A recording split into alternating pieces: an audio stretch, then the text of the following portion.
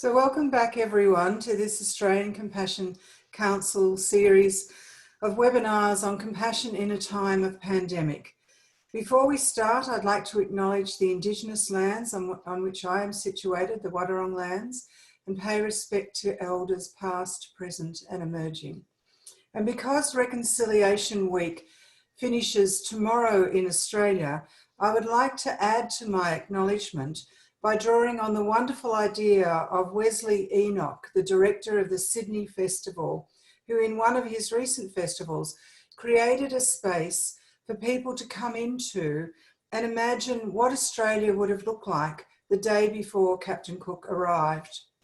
We know that Australia at that time, that there were well over 350 different countries of Indigenous clans with their own languages, food, art and cultural traditions. So to honour the Reconciliation Week in these unsettled times of 2020, please take a moment to imagine that Australia while I read from Billy Griffiths' Deep Time Dreaming.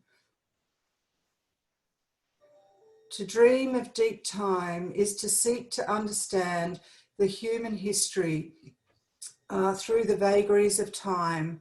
It is an act of wonder and a scale of thinking that propels us into a much wider perspective. This approach asks us to respect the deep past as a living heritage and to recognise the possibilities and responsibilities that generates. We explore the rhythm of this land by listening to the echoes of its ancient culture.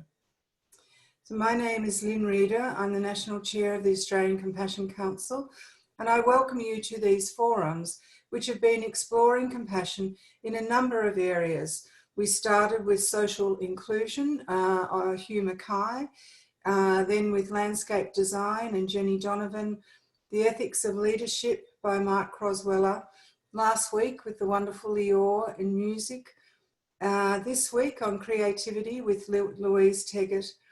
And next week we'll be finishing by exploring how the Australian Compassion Council is deep dreaming Australia a continent for compassion. As you know, the Australian Compassion Council is part of the Global Charter for Compassion, a worldwide network that is bringing the ethics and evidence base of compassion to our world. And other members of the Australian Council include Terry Ailing, Dr. Debbie Ling, Mark Crosweller, Louise Murphy and Dr. Sue Sumskis, and importantly our Indigenous advisor Al Harris, a Noongar elder from Western Australia. I live in Ballarat, Victoria, and there I am also part of the Compassionate Ballarat Steering Group. And in October 2019, our City Council formally signed the Charter of Compassion. And recently, in response to the physical distancing of COVID-19, the Ballarat City Council has issued a statement saying that this is an historic moment and how we respond, document and create at this time will outlive this moment. The Council is supporting Ballarat artists in that documentation and creation by drawing on the structure of its creative city strategy and compassionate city focus to give that response significance, historical significance. The Ballarat Art Gallery has been a very active partner in the work of Compassionate Ballarat. So I'm very pleased to say that today our speaker is Louise Tegart, the gallery's director. So welcome, Louise. As the director of one of Australia's oldest purpose-built galleries, indeed, we know this year the gallery is celebrating the 130th anniversary of the building, of the opening of the building of the gallery. As you were saying, the gallery actually started about 6 years earlier.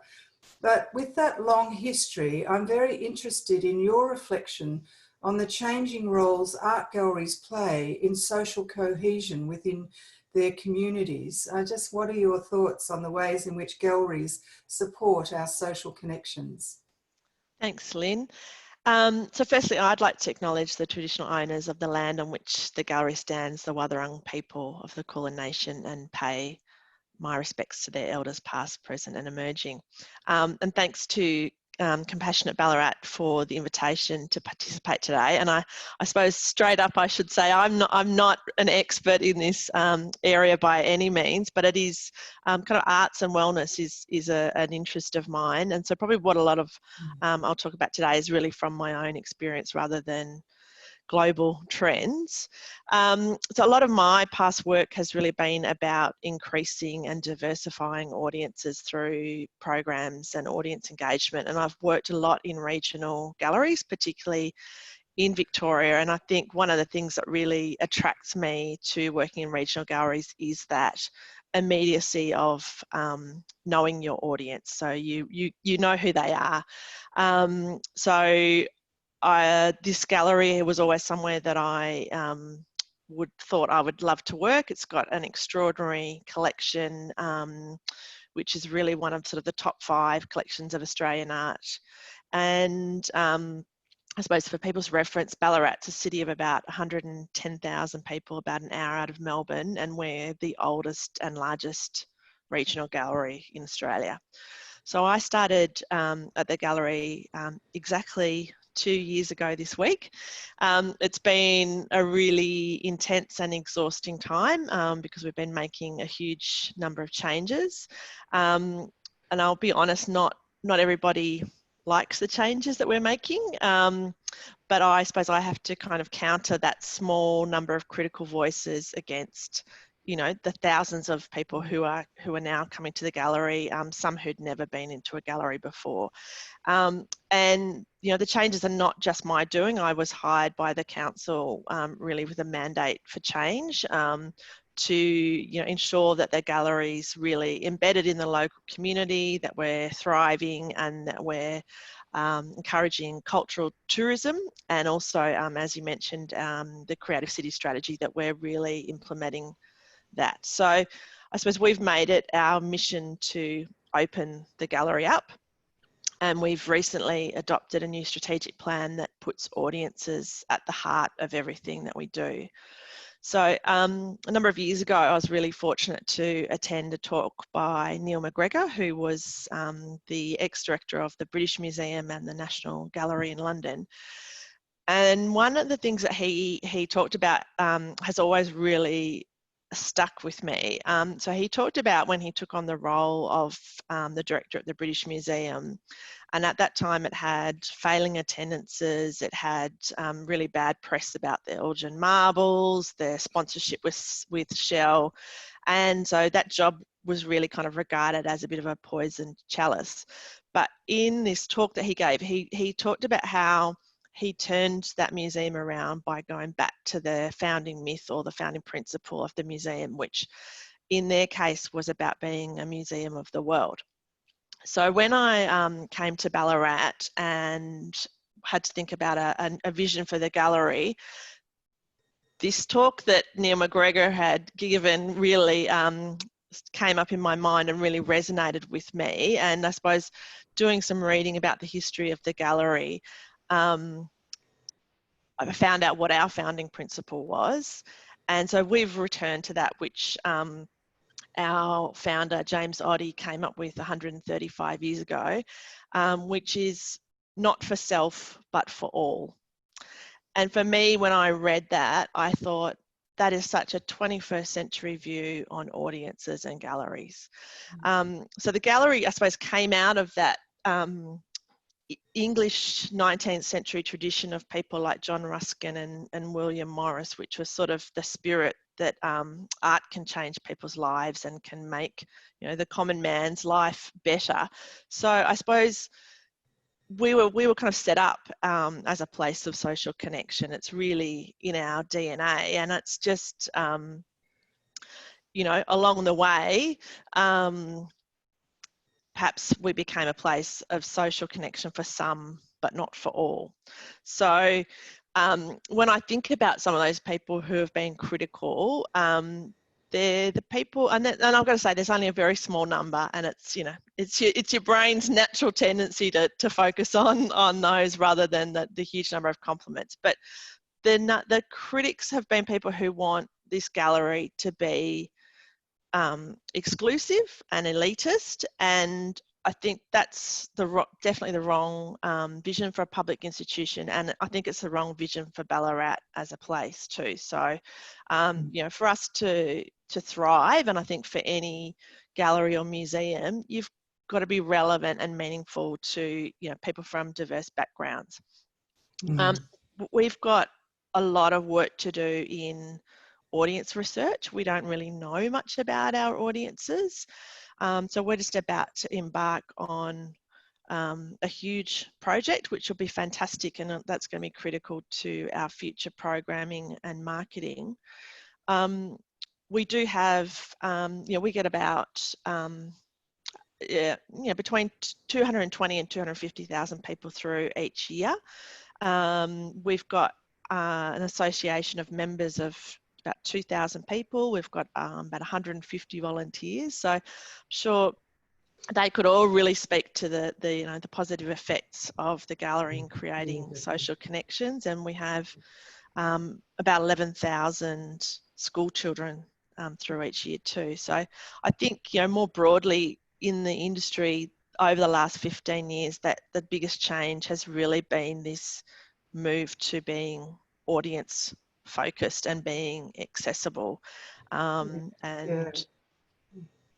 know, I think probably the recent, you know, our current situation has shown that, you know, that galleries can also have a role in connecting with audiences in the digital world or the virtual world, as well as in the real world. But yeah, it's really for me that the exciting thing about working in a gallery is different people from different walks of life with different points of view coming together and being free to voice those points of view.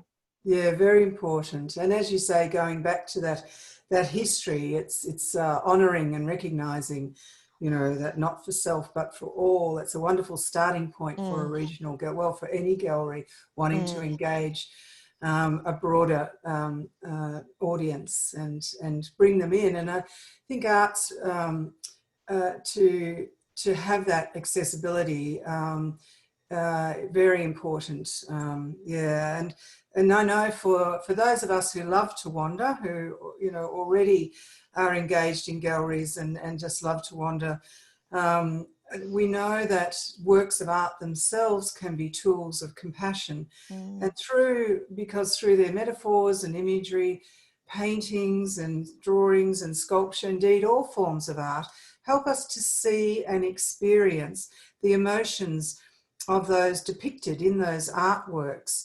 So just wondering about your thoughts on art as a tool of compassion.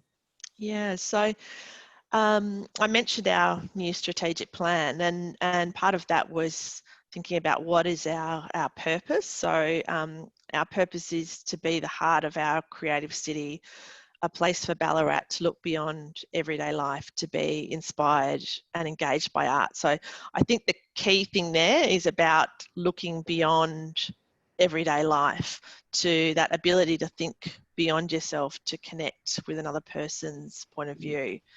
You know, art can connect us to each other. It can give meaning to our experiences. It can invite stillness for contemplation. It can give us joy. It can provide us with a sense of wonder. It's pretty incredible in that regard. I suppose one of the things we identified in our strategic plan was a key objective to develop an arts and wellness strategy, and that came out of, I think, both personal interests of the staff, but also a recognition of our social responsibility as a public institution to reflect and engage with issues of the place where we live.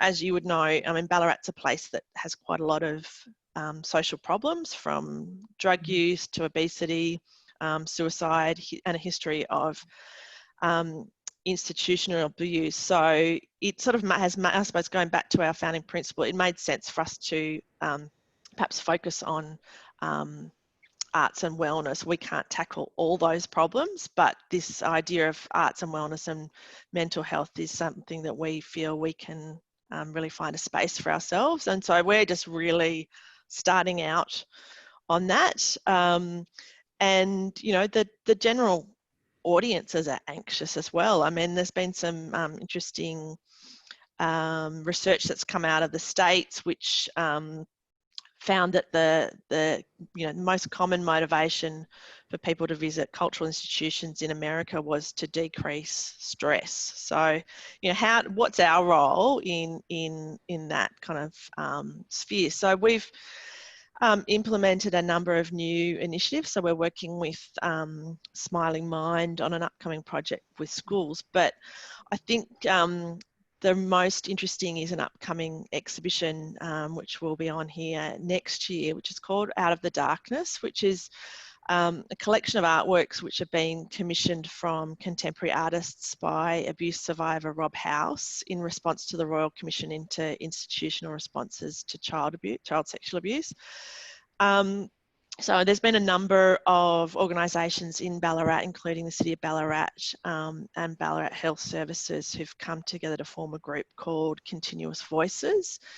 And this is really a group which is comprised of both kind of organisations but also community members to support a program acknowledging the community impact of this issue. And the city's allocated some funding to the development of a site through trauma integrated arts activities. And one of the main aims is the establishment of a public space for reflection. So it's a long-term multi-arts project, and we've the group's engaged art and community development practitioners beyond empathy to facilitate a number of arts activities to create space for conversation and compassion. And they collaborate with communities across Australia to generate positive change through creating and sharing art. So as part of this project, there's just been some training for local artists in trauma integrated practice, which has been really interesting. And our curator, Julie McLaren's been one of the presenters for that.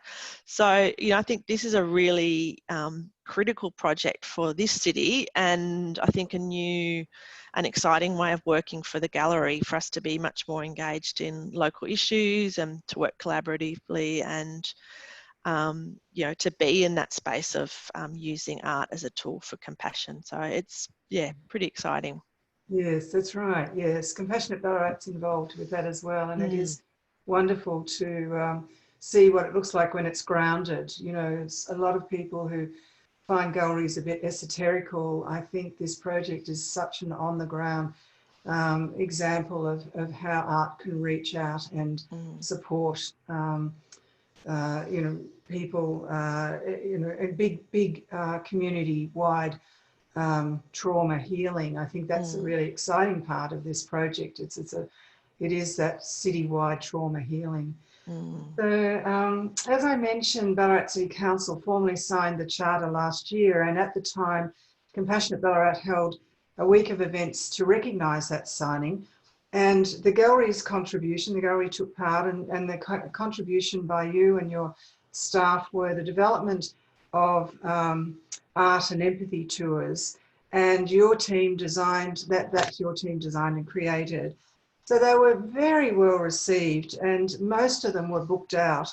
And the feedback from the many people who attended those tours was that they enabled them to see art in a different way and improve their understanding of how the arts bring compassion and creativity together. So I was wondering if you were surprised by that very positive reaction. No, I wasn't actually, and probably for a couple of reasons. I mean, firstly, we've been running a voluntary gallery guides program here at the gallery for over 30 years, and our guides are an extraordinarily passionate and engaged bunch of people, really dedicated to their research and to presenting ideas to the public. So they are really, really appreciated by the public, and we get incredible feedback around them. So I think we already knew we had a great team to deliver the tours, and it was a smaller number of guides who developed and took the tours, and we actually had a couple that had been who are retired psychologists, so they brought their own kind of skill set to the tours as well. I think another reason is that visitors have been reacting really well to the way that we've been changing the ways that we deliver some of our programs. So for example, we've completely rehung our permanent collection from a chronological hang to a thematic hang. So I think we kind of knew that there was a receptive audience to doing things differently. I mean, it was a challenge for the guides. I mean, this is very different to the way that they normally deliver their guiding program. Their normal tours are about an hour long, and it's really about the guide imparting their knowledge to the visitors. So these tours were actually based on visual thinking strategies, which is a methodology that was developed by a psychologist and a museum educator about 15 years ago. And visual thinking strategies has been shown to strengthen literacy and creative and analytical skills, as well as oral communications.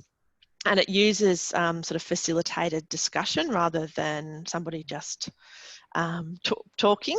So, I mean, on the tour, visitors were invited to look at selected artworks and then talk about what they observed, and then were encouraged to support their interpretation through visual evidence. So it essentially is 3 basic questions. It's what is going on in this artwork? What do you see that makes you say that? And what more can we find? And what you find through using visual thinking strategies is that people build on each other's observations.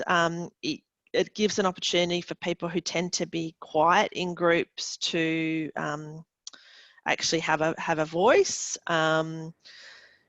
I think the process of it is much more rewarding for people. And coming back to what you were saying about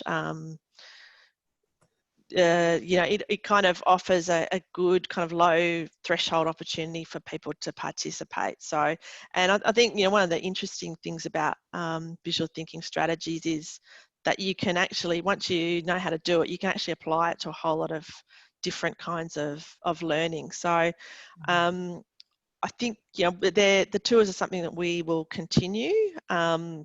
They've really, I think, proved that art can foster empathy, that they can help us make sense of the world. And we'll continue to do them as part of our ongoing programming. They were great. Oh, fantastic. No, it's really, really exciting.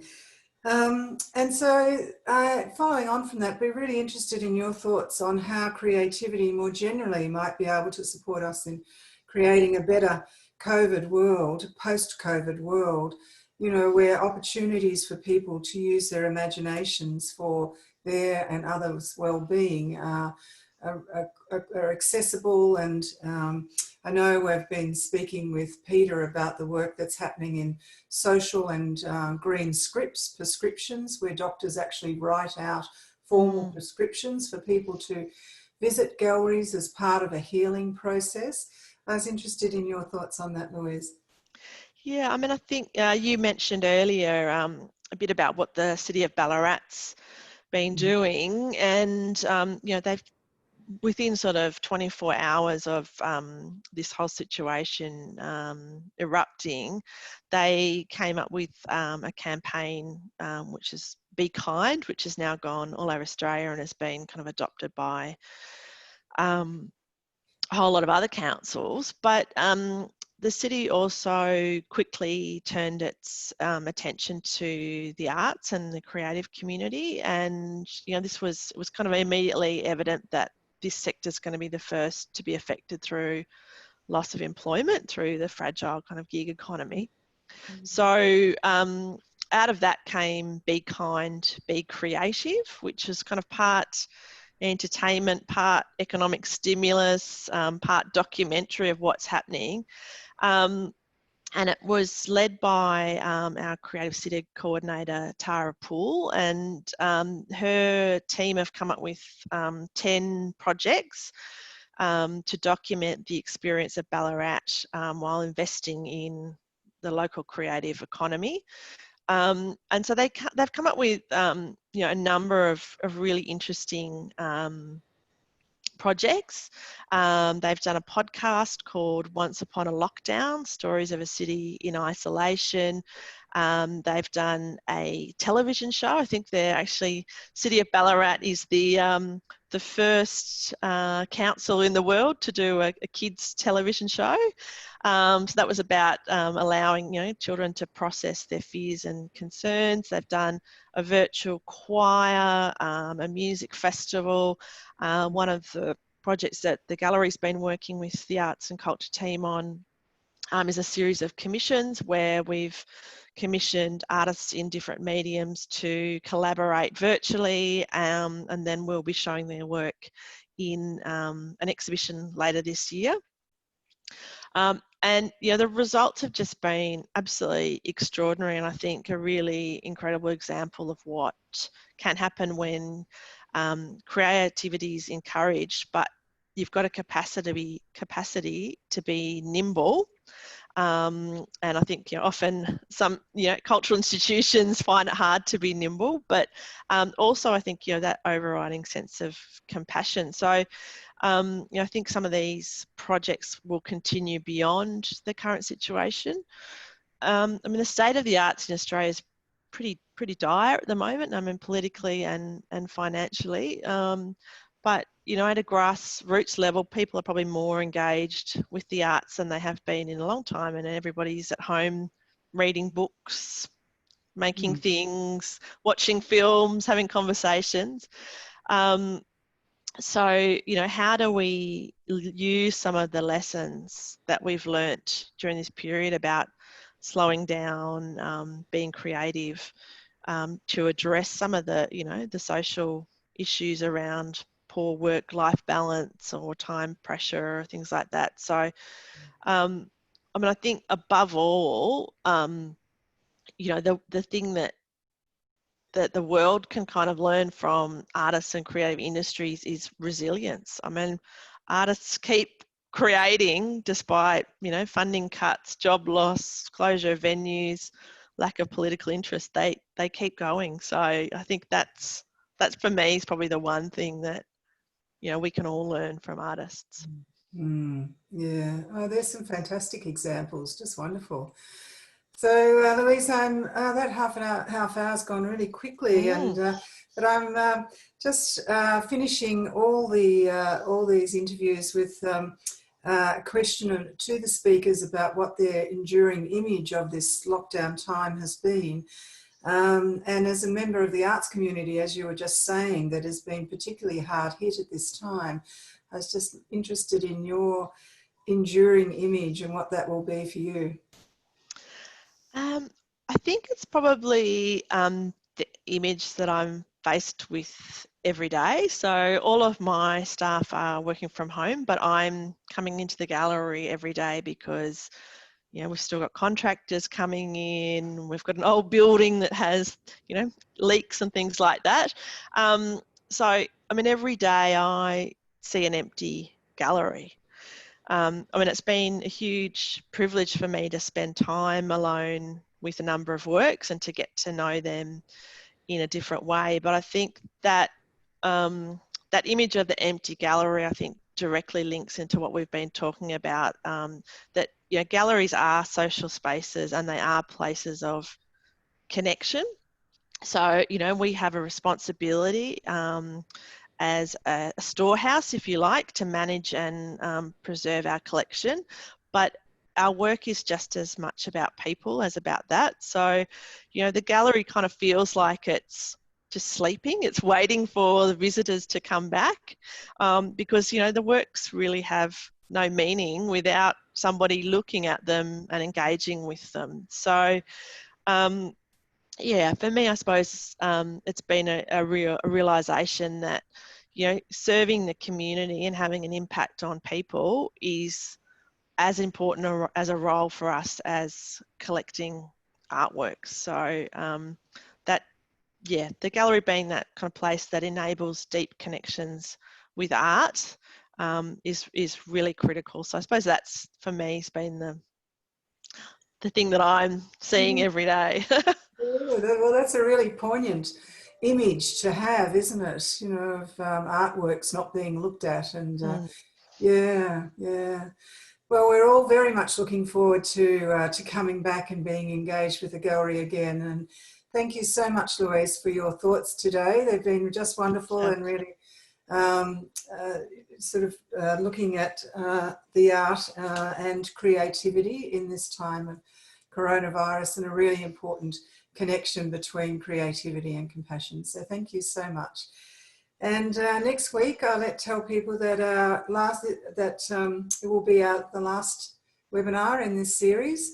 And Terry Ailing and I and Al Harris will take you on a journey around Australia as the Australian Compassion Council is deep dreaming Australia a continent for compassion. So thank you again, Louise. Thank you. Thank you, everyone. Thanks.